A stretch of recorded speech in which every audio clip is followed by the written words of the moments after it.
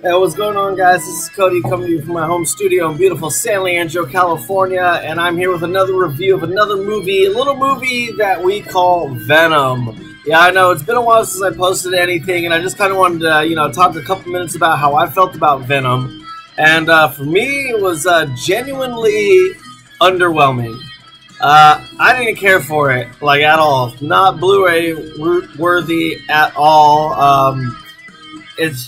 It's just it didn't do it for me. For somebody who likes to read the comic books and who followed Venom when he came into the original cartoon back in the 90s. That is Venom for me. It works with Peter Parker finds the symbiote because it comes back from space with Jameson's son, and Peter Parker gets a little piece stuck on him. He gets Black Suit Spider-Man, and then eventually finds Eddie Brock and becomes Venom, and he's a villain. He's not an anti-hero, he's a villain. But that's, to me, that's that's how I grew up with Venom. And this movie, I believe they went off of the Lethal Protector storyline, but it still wasn't even relevantly really close to that either. So in the movie, essentially, you get the Life Foundation in San Francisco, California, and they're trying to combine alien symbiotes with humans to see if we can live in space and live longer. The whole Life Foundation for me just didn't work. It was kind of weird. It kind of just, it was very, it just didn't work. It just totally took me out of the movie when I was watching it. Everything that involved the Life Foundation just took me out.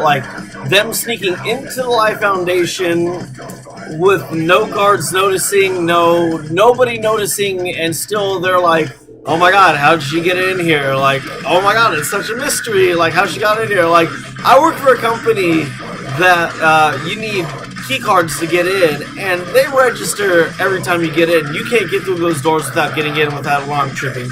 So for me, that was just very unbelievable, and they could have touched on that more as far as story, but I mean, that's for a movie of this big, it didn't need to touch on it at all.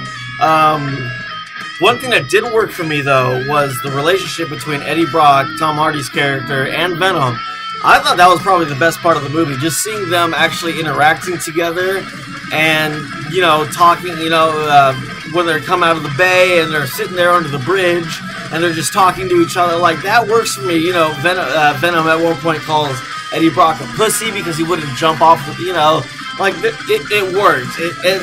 Tom Hardy did a fantastic job with the Eddie Brock character, and he also voiced Venom too, and it worked. It really worked. That was the most enjoyable part of the movie for me, was their little bromance, as people are calling it.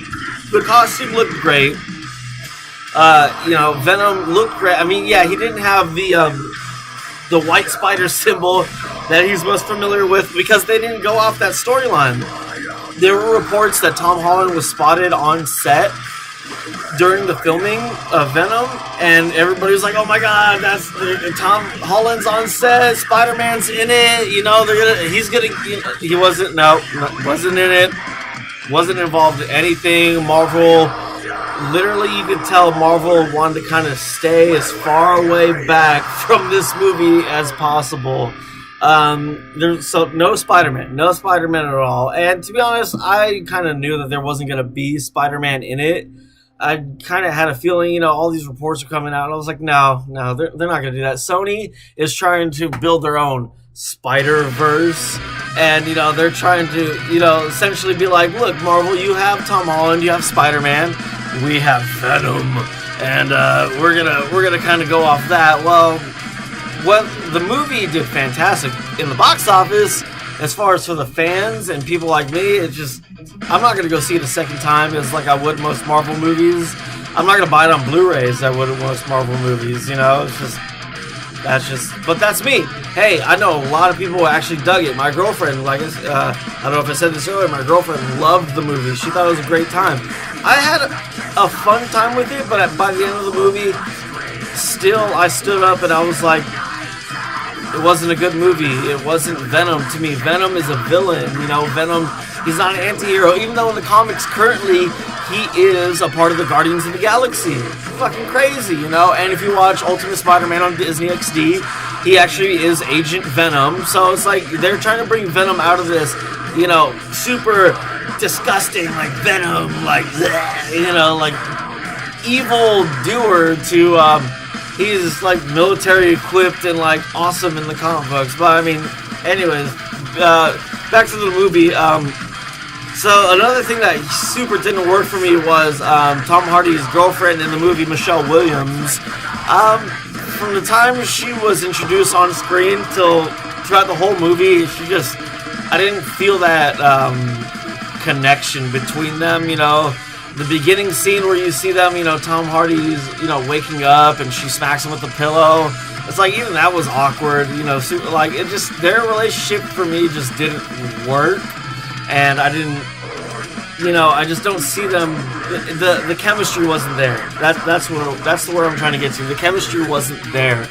And, but, you know, somebody casted it and somebody thought that it would work. And for, like I said, for a lot of people, it probably did work. For me, I wasn't those people. It didn't work for me at all. I couldn't get behind it. You know, somebody who's been in a relationship for multiple years. You know, and it's just like I don't believe anything that's going on there.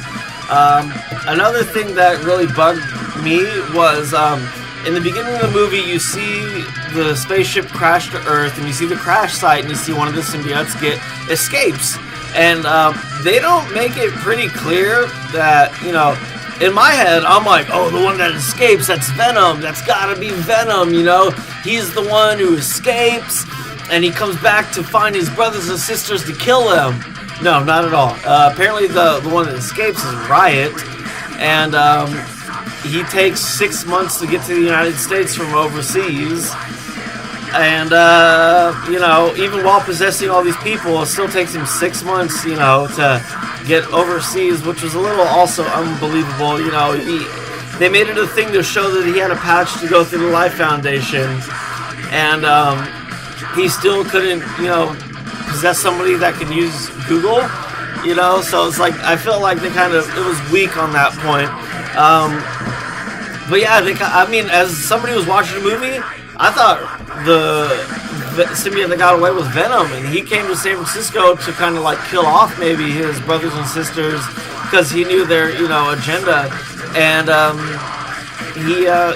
that wasn't him. That was Riot the whole time. So that was really underwhelming for me too, you know. But in the story, it's, you know, I don't know. It just, the story of how Venom gets into Tom Hardy, it's just like, it goes back to what I was saying about the Life Foundation and how they got into the Life Foundation very easily, and it's just like, it just didn't work for me. I don't know. I wasn't convinced.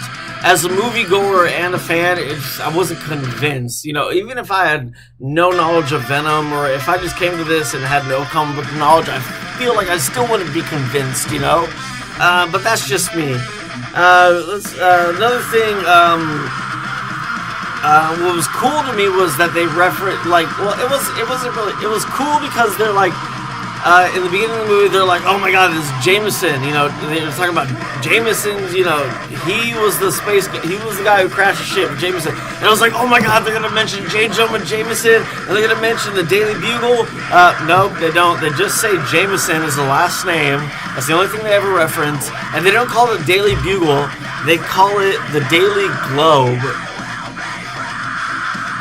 The Daily Globe. I'm like, do you mean the Daily Planet? Like, that's a different universe. No, they call it the Daily Globe.